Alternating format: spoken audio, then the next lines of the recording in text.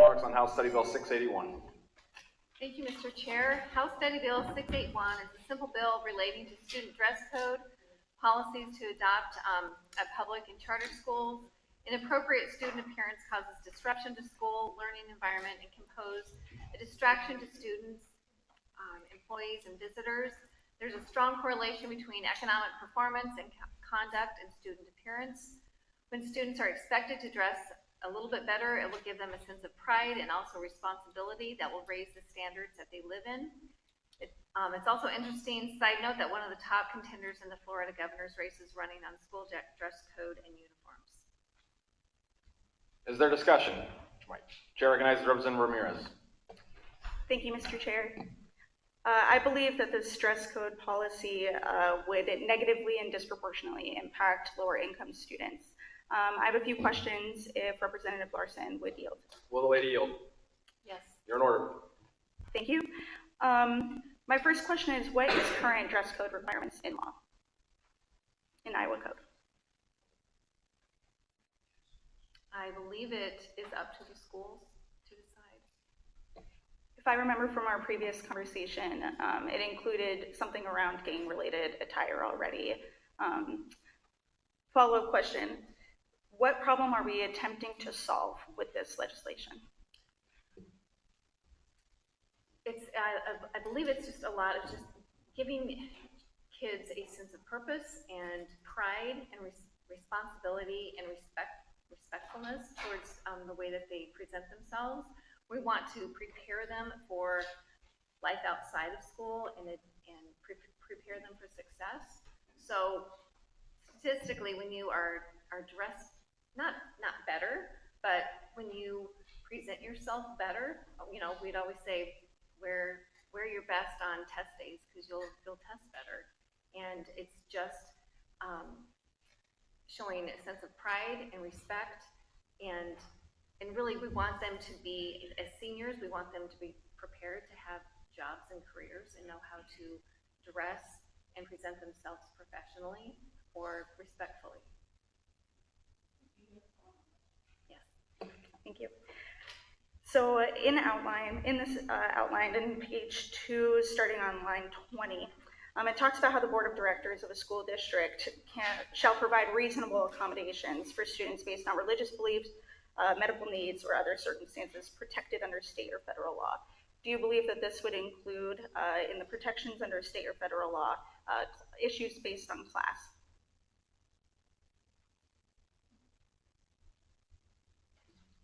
I don't think that applies. Okay, so I would argue that circumstances protected under state or federal law would include based on class. And if it does include based on class, then the school districts would then have to provide entirely new wardrobes, power for electricity or water for washing a child's clothes, etc. And I'm concerned about that financial cost and burden on a school district. Thank you for the questions. I have some additional comments. I believe that this bill also violates parental choice and parental control in terms of what to dress their students in. There's a number of concerns that I have with this bill. The first and foremost would be promoting personal hygiene and neatness. Clothing must be presentable or modest. I worked and have worked in a middle school for a very long time. A lot of the students that I work with have parents who are working 3-4 jobs, and sometimes they cannot afford to wash their kids' clothes. Sometimes the only thing that a child has is the same hoodie that they wear day in and day out. I'm concerned that this would negatively impact those students, especially when you pair it with the clear consequences of violations as outlined on page 2. Additionally, the dress code policy has to apply to all school-related activities, including extracurricular activities. This would include sports, volleyball, wrestling, swim. These are all, students who participate in these sports would all be wearing clothing that would violate the modesty provision, in which case the school districts would then, based off of this bill, have to provide entirely new outfits for every single student and every single team across the state who plays for swim, volleyball, cheer, wrestling, etc. I think that this bill is unnecessary. I think it goes too far. And I do think it violates parents' choice, and I think it will disproportionately impact lower income students. For these reasons, I recommend a strong no for my caucus. Thank you. Chair recognizes Representative Eller. Thank you, Mr. Chair. I'll be quick in my comments because Representative Ramirez took some of mine. I'm referring to page 1, line 19, where it says presentable, promoting personal hygiene. Line 27, clothing must be clean and in good repair. The school I work at has the highest poverty rates in the school district that I work in. 91% of our students qualify for free and reduced lunch. I see some of these kids in 2 to 3 outfits in the entire month. They're passing them down sibling to sibling. They might not be in good repair because they don't have the funds to do it. They don't have the funds to wash them. They don't have the funds to go to the laundromat.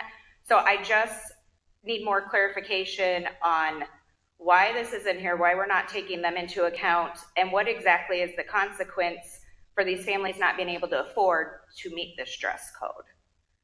Would you yield to that question? Will the lady yield? You're in order. Could you repeat that? What are the consequences? I'm not sure what the consequences are. I think working with the students, I think a lot of it is communication, just knowing what the situation the kids are in.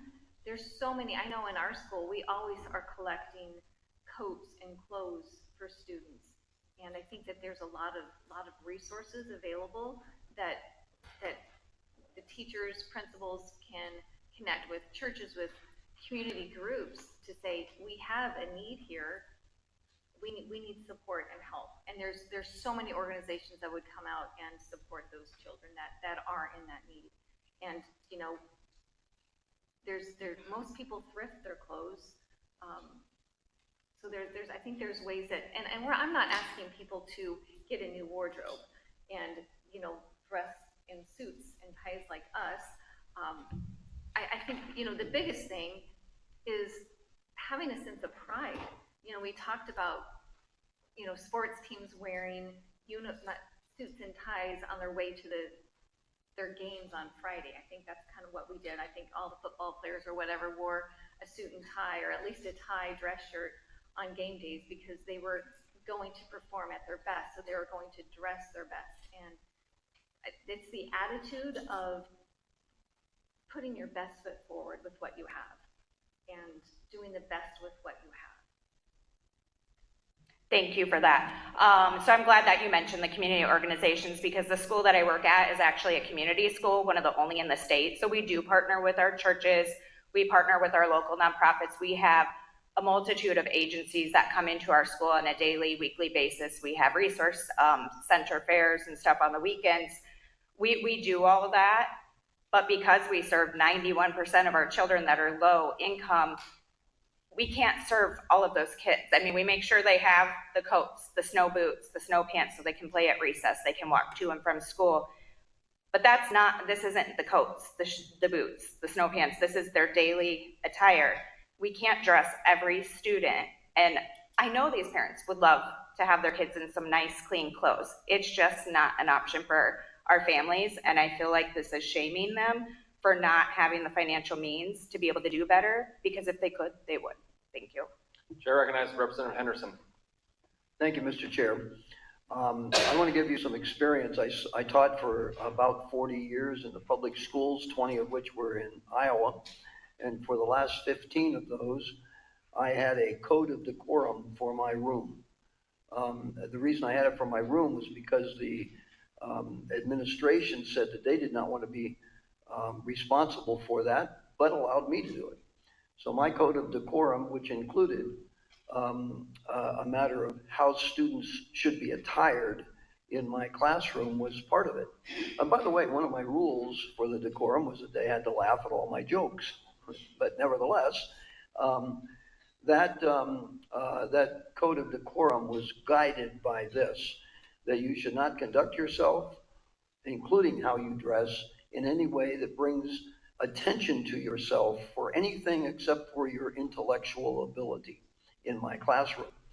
And that worked very well. I had students from basic math all the way through calculus. And the condition in my classroom was one of calm, one of learning, Very rarely did I have any kind of discipline problems because the students knew what to expect from me. I knew what to expect from them. It was simply just a way of doing it. The code of dress was not very difficult at all. There was certain things that I required and asked them to do, and they complied for the most part. I will say this, I had one student who, in the spring of the year one time, decided that she would violate all of the code. And so my practice was simply this. If a student came in and was not properly attired, I gave them a t-shirt that they could wear. And she decided to go into a tirade about that, which required me to send her to the office. Fortunately, the assistant principal was supportive of me and told her that she needed to be dressed properly, and I was willing to let her back in class, and she just absolutely refused that. He said, well, then we'll call your mother and have her come in. Her mother erupted on the phone, said, you can't tell my daughter how to dress. She's dressed fine, until she got to school and saw how her daughter was dressed. And she was absolutely shocked because her daughter didn't leave home that day, that way. She got dressed in a different way. I think that parents would be more than willing to support something to this effect. It doesn't have to be that dramatically harsh or anything like that. It just needs to be something that attends to the atmosphere which is in a school, which ought to be a good business atmosphere. Thank you. Chair recognizes Representative Levin. Thank you, Chair. I want to commend Representative Henderson for building that culture in his classroom. I think that that's actually an excellent example of the way that school and classroom culture are so important. I think it actually is a direct example of why this top-down approach from the state is a bad idea. If that policy were to come from the state government rather than from a trusted educator, I think you would see far less compliance. I also think it indicates the importance of the parental control aspect that Representative Ramirez pointed out. If that student and their parent had come to an agreement about their dress, then that is what needed to be enforced, not the decisions made by the state legislature. Chair recognizes Representative Eller for a second time. Thank you, Mr. Chair. I apologize for speaking a second time. I don't usually do that, but I'm getting a little fired up here on this. I appreciate Representative Henderson's comments, and you talk about, behaviors and such. I just want to point out that in our school with the 91% poverty rate, in the third largest school district in the state, we have the highest attendance rates in my building. We have the lowest staff turnover. We have the lowest suspension rates, and this week our principal just sent us an update saying that we are tied for the highest growth in the district for mid-year FAST assessments, despite the fact that my students would not meet this bill. I wish you guys, when I invited you in the interim to come tour my school, I had a few, I know Representative Ingalls showed up. You could have seen this put into practice and asked more questions. I'm definitely going to be a no on this. Thank you. Chair recognizes Representative Hayes. Would Representative Eller yield to a question? Will the lady yield? You're in order. So you just said a lot of really good, wonderful things about your students. That's amazing. 91% free and reduced lunch, that's high.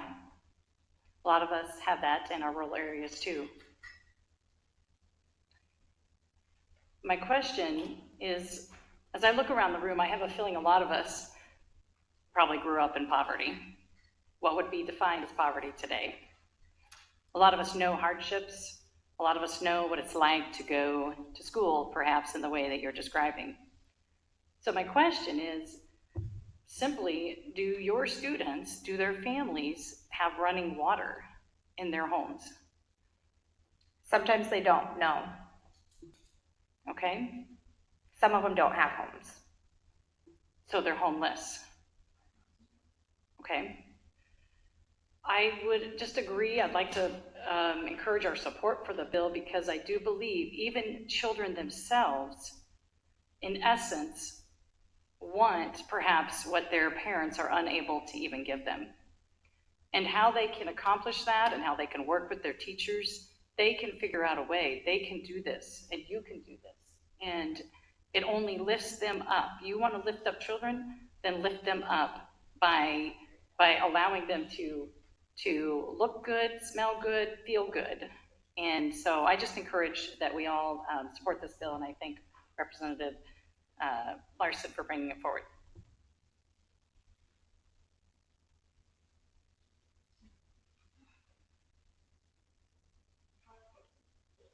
Chair recognizes Representative Madison.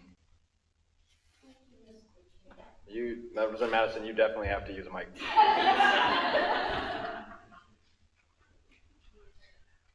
I'm good. Thank you, though.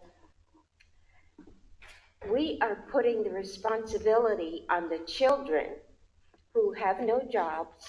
Their one job is to study and do well. And we're making their clothes part of that negotiation, grades, and you better look good and you better have cleaned those clothes because you've got running water. That's not their responsibility. And every home is not the same. And when the legislator prescribes that, you're telling the kids you are not prepared, you don't look the way I think you should look. And that's not the message we should send to children. And we can't put the responsibility on nonprofits to clothe the kids in school. They do, but that's not their responsibility. If the parents had a decent job that paid a living wage, they'd be able to take care of things. And that's where we should start. Thank you. Chair recognizes Representative Ramirez for a second time. Thank you so much, Mr. Chair, for recognizing me for a second time. I just want to remind everyone what kind of kids we're talking about. I have a student, he is in the 6th grade.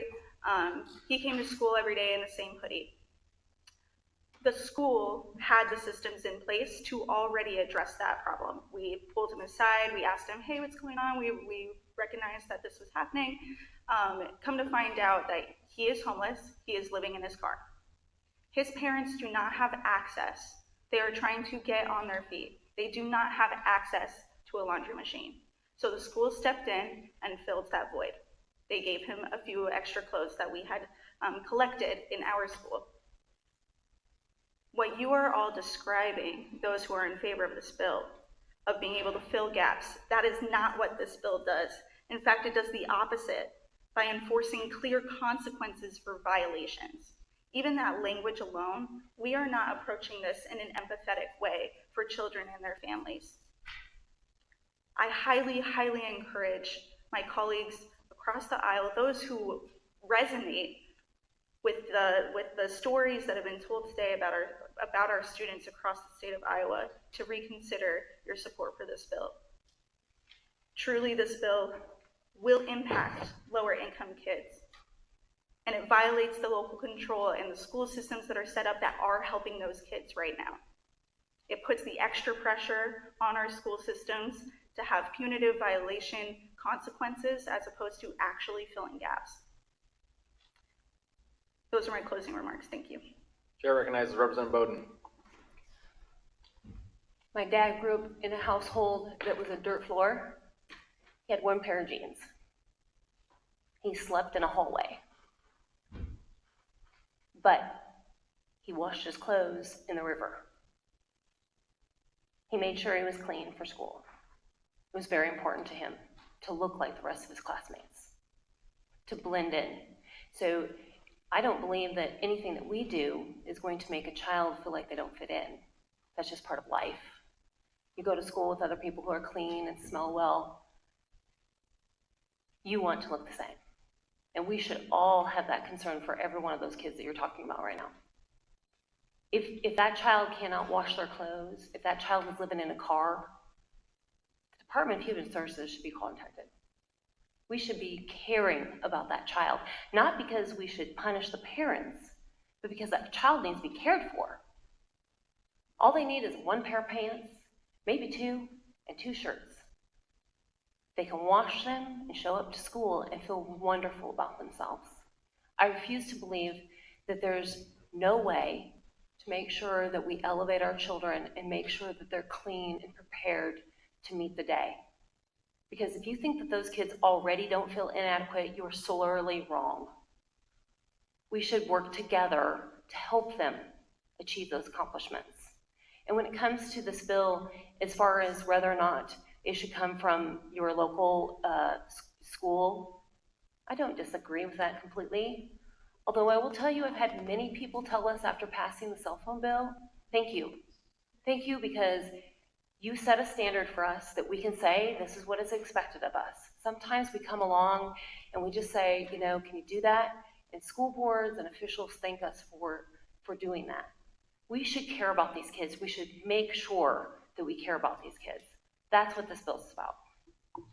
Chair recognizes Representative Shipley. Thanks, Mr. Chair. Thanks, thank you, everyone. I just wanted to quickly chime in here. I think the expectations set forth in the bill are completely reasonable. I think this is clearly a need, an essential human need, that if you're going to be a human being with dignity in the world, you have to be dressed well. And I think the school districts in my area are more than capable of complying with what's being set forth in the bill. So I think this is reasonable. I think my school districts would be more than happy to comply with this, and I think the discussion's got a little bit off topic. Thank you.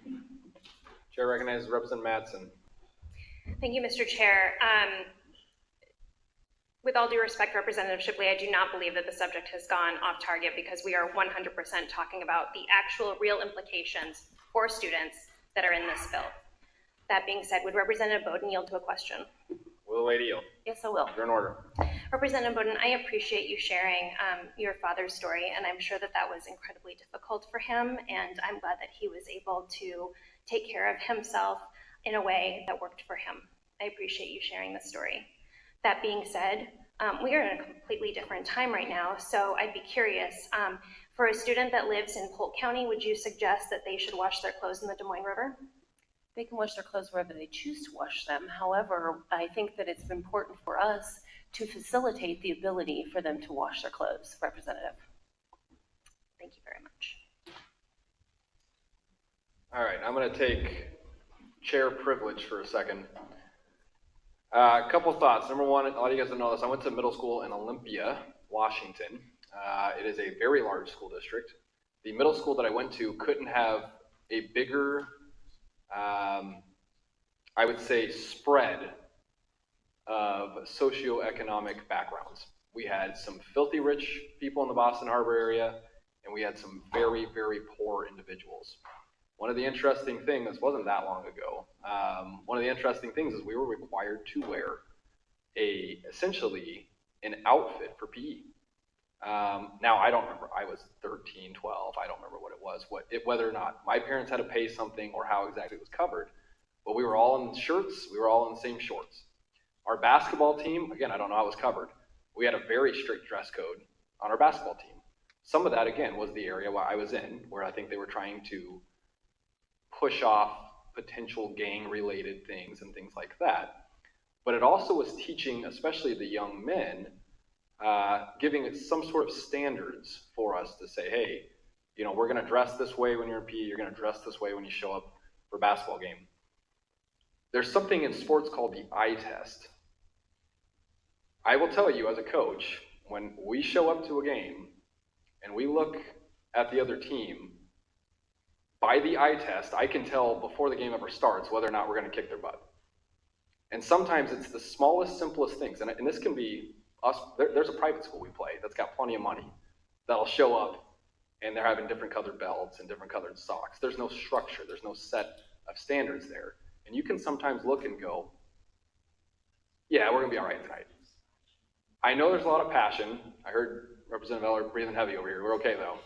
There's a lot of passion. I would encourage you guys to work with Wendy, to talk with her as this moves forward. We're not changing a whole lot, and I think we're still giving a lot of authority to the schools. But I do think we have a duty to try to do the best we can to ensure that we're teaching kids as they graduate especially if they want to go into a profession. Yes, if they're poor. I grew up dirt poor, just so you guys are aware. I don't think I've ever shared that. I have 9 siblings. We were very poor. But I was thankful that I had coaches that were tough on little things like this, that said, hey, how you present yourself matters, even if you don't have a lot. So I would encourage, as we move forward with this discussion, I know you guys are passionate about it, and I appreciate that, but I do think we have a duty to try to do the best we can for these kids. So those are my comments, and seeing no further discussion, Chair recognizes Representative Larson for closing remarks on House Study Bill 681. Thank you, Chairman.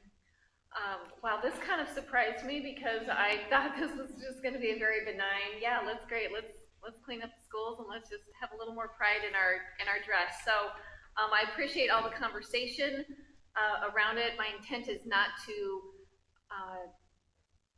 shame or discriminate with any economic group by any means. It's just to instill a sense of pride and respectfulness in their presentation and how they promote themselves in the public schools or in the school system. So I say we move forward. Representative Larson moves House Study Bill 681. Clerk call the roll. Representative Wheeler? Aye. Representative Fett? Aye. Representative Ellert? Representative Bain? Aye. Representative Bowden? Aye. Representative Bradley? Aye. Representative Gelbach? Aye. Representative Gosa? Nay. Representative Hayes? Aye. Representative Henderson? Aye. Representative Holt? Aye. Representative Hora? Aye. Representative Ingalls? Representative Johnson? Aye. Representative Kurth? No. Representative Larson? Aye. Representative Levin? No. Representative Madison? Representative Mattson? No. Representative Moore? No. Representative Ramirez? No. Representative Shipley? Aye. Representative Stone? Aye. 14 in favor, 9 against. Bill moves the floor as a committee bill. Chair recognizes Representative Stone for opening remarks on House Study Bill 682. Thank you, Mr. Chair. House Study Bill 682 is a bill relating to the revocation or denial of educator licenses and certificates for publicly celebrating assassinations or acts of politically motivated violence, including the murder of Charlie Kirk. This concludes my opening comments on House Study Bill 682. Mr. Chair, there is an amendment. There is an amendment. Chair recognizes Representative Stone for opening remarks on Amendment 2518. Thank you, Mr. Chair. Amendment 2518 is an amendment dealing with teacher and administrator-led student protests. This concludes my opening comments on Amendment 2518. Is there discussion? Chair recognizes Representative Levin. Thank you, Chair. This amendment, I have a number of concerns. I realize I've said that phrase a number of times tonight. It's a theme. I would like to start by reading lines 17 through 20. The Board of Directors of a school district shall extend the school calendar established pursuant to Section 279.10 by 1 day for each day that a student protest occurs in any attendance center in this school district. I would like to know whether the teachers, school support staff, and bus drivers, in addition to any other employed individuals, will be working for free on those extra days, or whether the state will be providing the funding for that. I would also question whether where is the line? Here it is. Here we go. The license of a teacher or administrator will be revoked for encouraging or leading a student protest if, for example, they provide guidance to a student who is asking, how do we safely organize something? How do we make sure that we have a permit for our protest? How do we make sure that we have coordinated with local law enforcement about our route for our march or our protest? Wow. This amendment takes a bill that had some First Amendment concerns to it and turns it into a bill that is going to, I'm going to be quite honest and call out my own school district here, have ICCSD going to school into July for no pay. This is so poorly thought out as to be laughable. Those are my comments on this amendment. Seeing no further discussion, Representative Stone moves Amendment 2518. All those in favor say aye. Aye. All those opposed, no? No! The ayes appear to have it. The ayes do have it. The amendment is adopted. We are back on the bill, back on House Study Bill 682 as amended. Is there further discussion? Chair recognizes Representative Levin. Okay, so before we saw the amendment, the bill was already not a good idea. This bill attempts to curtail First Amendment protected free speech. While we all live in a time when political violence is real and is a serious concern, we cannot be the thought police here in the Iowa legislature. There is already ethics violations routes to be taken if someone needs to be going through the Board of Educational Examiners. There is already a current standard that sets a good balance between balancing safety of all individuals with freedom. We have set precedent in Iowa and national and federal law that says that employees have a right to say what they will outside of a workspace. Now, if that person chooses to say something that I would find reprehensible, let me tell you, that has happened. It is not up to me to tell them that they do not have a right to say that or that they should lose their license or their job because of that. Now, these issues, when they have occurred in Iowa, have been dealt with at the local level, which is appropriate. Occasionally they are removed from their current position, maybe if they have lost the trust of their locals. But that does not mean that they lose their licensure, because they do still retain their freedom of speech. The final concern that I wanted to note with this bill is the fact that this bill puts in place the idea that actions that are not illegal can still be disqualifying from the position of holding a license. And that is not what we currently have in our system, and I think that's a real slippery slope to head down. Thank you. Seeing no, And I would recommend a no on the bill, just to be clear. I wasn't clear on that.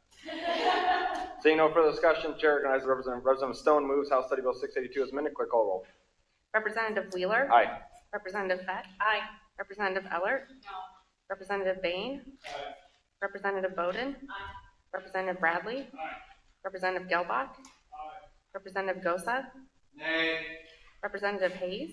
Aye. Representative Henderson? Aye. Representative Holt? Aye. Representative Hora? Aye. Representative Ingalls? No.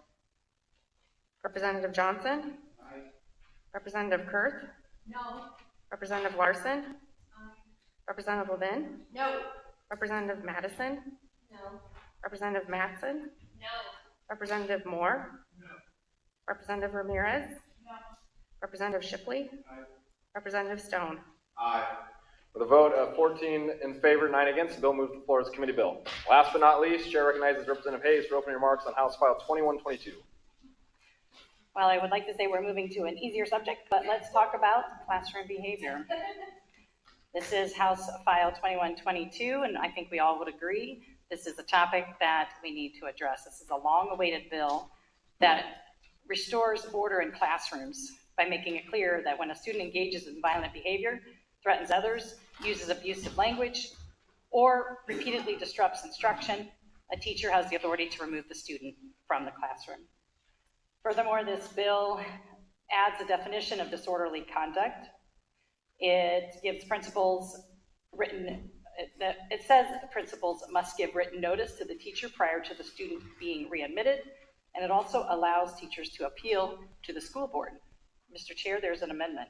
There is an amendment. Chair recognizes Representative Hayes for opening remarks on Amendment 2416. This amendment requires the Department of Ed to create a new school performance grading system. The new system will replace the current one, which creates a penalized system for schools when they report incidents. This will allow a more effective approach that encourages and incentivizes schools to create and maintain safe learning environments. It also modifies a school's performance grades and how they're structured and published, shifting the emphasis to include discipline and safety measures as positive contributions to performance ratings.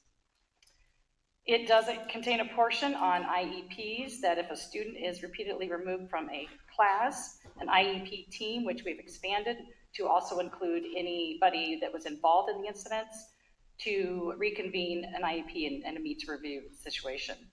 Teachers are given the authority to request an IEP meeting at any time, and if it's denied, the reason must be provided in writing and grounded in federal law. Mr. Chair, those are my opening comments. Is there discussion? Chair recognizes Representative Mattson. Thank you, Mr. Chair. I served on the subcommittee for this bill, and I agree that it is an incredibly important topic, and one that is good that we are talking about.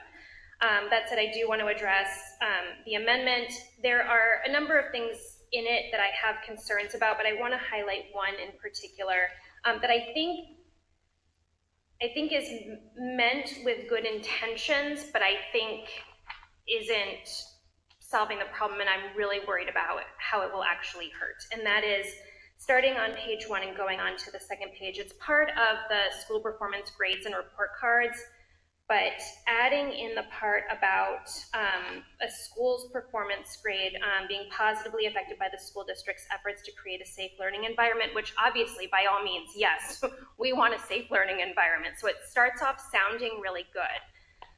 But one of the pieces that really concerns me is letter B, contacting law enforcement due to a student's disorderly conduct. What I worry about is, number one, I guess I want to be clear that what this amendment is encouraging is contacting law enforcement when there is a problem around disorderly conduct, which can be fairly broad. And I have major concerns about students being put into the juvenile justice system because of disorderly conduct that may or may not be dangerous, may not be warranted, especially if those kids, I mean, really for any kid, quite frankly, but especially if those kids have IEPs and their IEPs are not being met and therefore they're behaving in a way that had their IEPs been followed, they wouldn't be behaving. I bring this up because this actually happened to a dear friend of mine and her child. And it is not something that I want to happen to anybody else. And so given that, I can't support this amendment, and I think that we need to have a much broader conversation of if we want to update the performance grades and report cards and have something in there about a safe learning environment, which again, I'm not opposed to that overall concept about what that really looks like. And I think the idea of getting more kids potentially into the juvenile justice system and therefore perhaps unintentionally creating more of a school to prison pipeline, I'm sure that is not the intention, but that is a very realistic outcome of it. And so for that reason, I'll be a no on this amendment. Chair recognizes Representative Ramirez. Thank you, Mr. Chair. Many of you know that I work in the cross-section of juvenile justice in our education system. I work as a community partner to the Cedar Rapids Community School District, where I mediate conflict between students who are at risk for gun violence and violence that happens within the school and beyond. I also mediate conflict between students and staff. Additionally, I lead training on exclusionary discipline across the country through my other job. Exclusionary discipline, removing a child from the school system, is not evidence-based. I particularly have a concern where it would positively affect a school's performance grade the more you suspend or expel a student. Additionally, when you contact law enforcement. As Representative Mattson said, contacting law enforcement as a response to behavioral issues does nothing to address the root cause. I work with kids who have extreme trauma. They have a lot of obstacles in their day-to-day life, and being removed from the school system when they act out in class, they end up coming back a few days later after having been suspended with the same root cause issues. If we wanted to address the behavioral concerns, I believe that we should be looking at evidence-based, peer-reviewed practices that really support our students' mental health struggles, our students' trauma, and give them the skills to resolve conflict between themselves and with their staff members through meaningful action.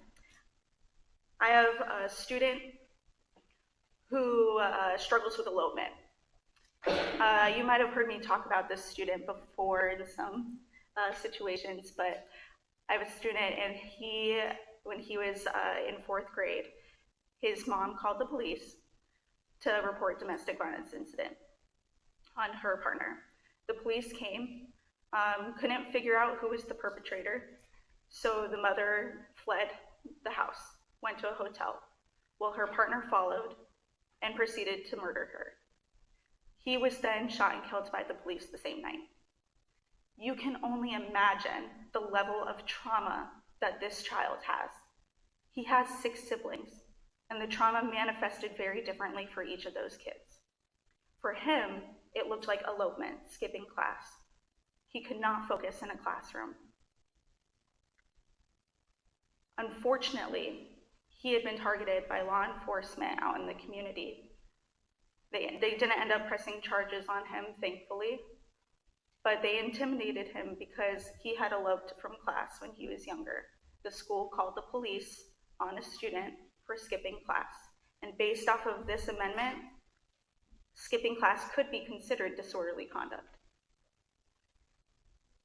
because it might disrupt or interfere with services, education provided by the school district. I would emphasize that exclusionary discipline, things that will lead to our students entering the juvenile justice system without having those root causes addressed, further perpetuates the problem. As a person who works in this every day, I'd have to say this amendment would cause a lot more harm than good. Thank you. Seeing no further discussion, Chair recognizes Representative Hayes for closing remarks on Amendment 2416. Well, Mr. Chair, I'm not entirely sure where to begin, but let's get back to the bill, first of all, here, because we aren't talking about truancy laws. We are not talking about tragic stories like that. We're talking about teachers in the classroom who experience violent student outrage, and they are unable to get support from administration and from people in higher levels above them, and they feel helpless. We all have heard these stories. We are talking about teachers who need to maintain classroom order. And the amendment already is current best practice in the Department of Education. What you have in that amendment is what is already being proposed, and what is already being done in the schools. It will not put more children into the juvenile justice system. This is not somehow exposing children to more law enforcement. If I could push back on that, I would like to suggest that law enforcement is actually a good thing in schools. They keep order. This bill is about keeping order in the classroom, and there's nothing wrong with that. So, Mr. Chair, this is a really good bill. This is a bill that is addressing all the concerns that these teachers that have come to us and said, we need help. Our classrooms are a mess. And we've been hearing this for years. I encourage your support for this bill. Mr. Chair, I move the bill. Representative Hayes moves Amendment 2416. All those in favor say aye. All those opposed, no? No. The ayes appear to have it. The ayes do have it. The amendment is adopted. We are back on House File 2122 as amended. This is the further discussion. Chair recognizes Representative Mattson. Thank you, Mr. Chair. I do want to acknowledge one thing that Representative Hayes said in her closing comments. I don't think there is anyone at this table that would argue that law enforcement is bad. I think what is being said is, first of all, a distinction between the fact that we have SROs in schools, which are amazing. We have SROs in my high schools and also in middle schools. And they have formed relationships, and they actually do an amazing job. So I want to start from that premise. There is a big difference between working with SROs in your school district and versus calling in law enforcement in a totally different capacity. I just want to acknowledge that. It is a distinction. You may not see the distinction or see it as a distinction without a difference. That's fine. I want to acknowledge that, in my opinion, it is a distinction. The other piece is we can acknowledge two things at the same time. One being that there are tremendous challenges that our teachers are facing, and the stories that we have heard at subcommittees, and believe me, the stories that I and several of my colleagues heard as we traveled around the state in the interim talking to folks about public education and schools in general and hearing from teachers, the challenge of behaviors came up. No one is disagreeing with that. The question is whether or not the way this bill is put together will solve those problems, and in my opinion, they won't. Part of the reason why I think that they won't is that this bill is all sticks and no carrots. That's one way of looking at it. Another way of looking at it is the fact that we had several folks come to subcommittee and share their concerns about the fact that,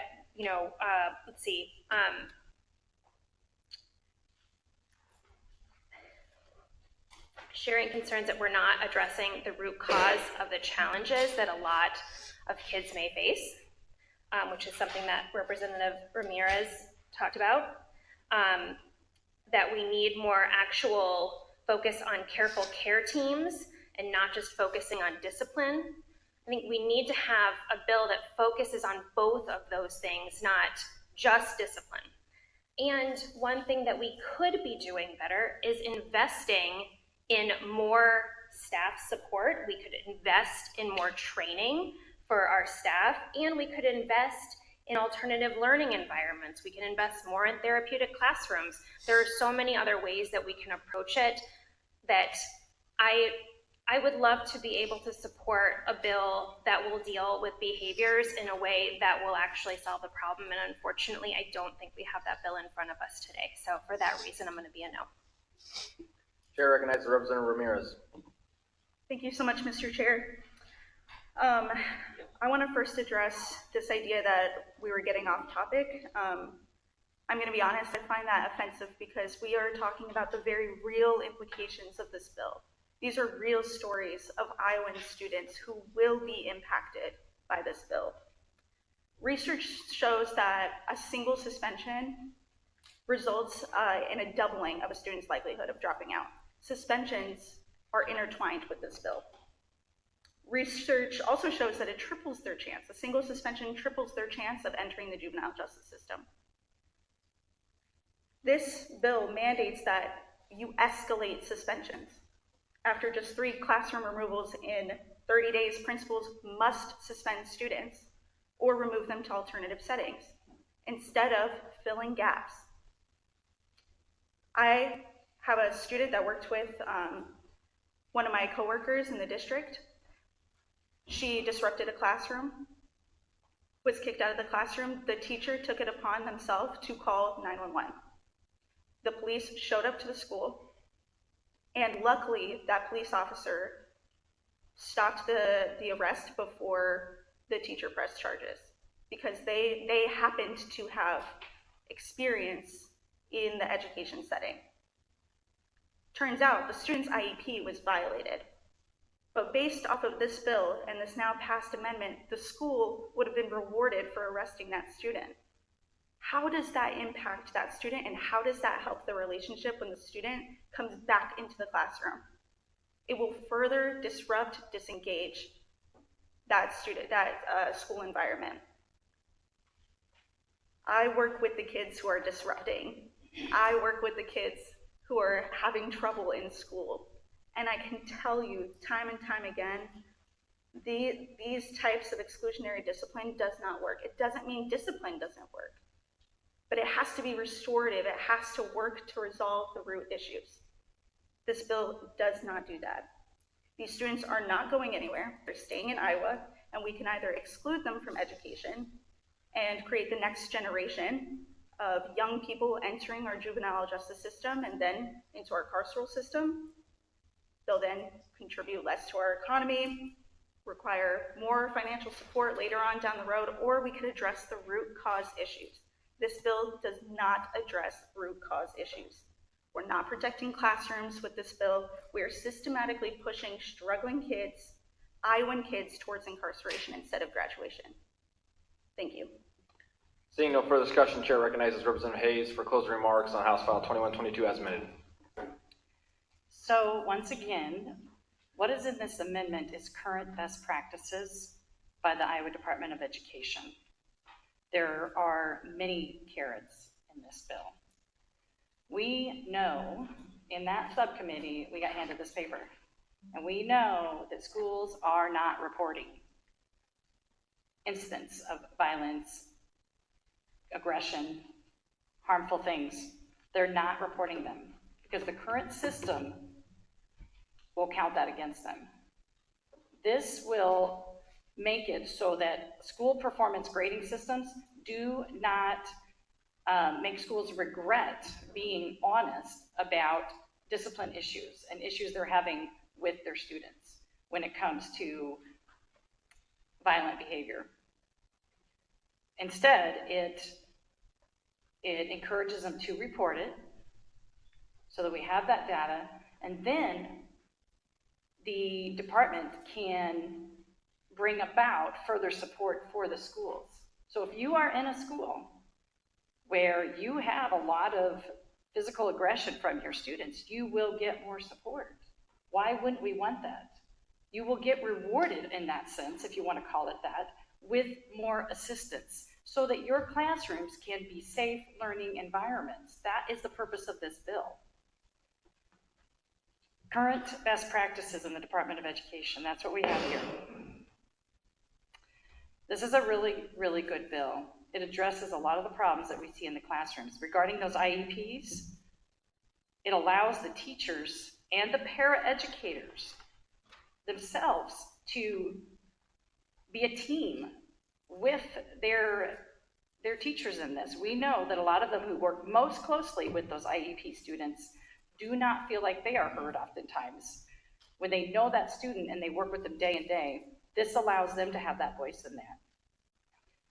So this is a wonderful bill that will address, it's everything that we could possibly do as a state to come to our schools and say, we hear you, we know we have a problem, and we're gonna help you to the fullest extent that we can.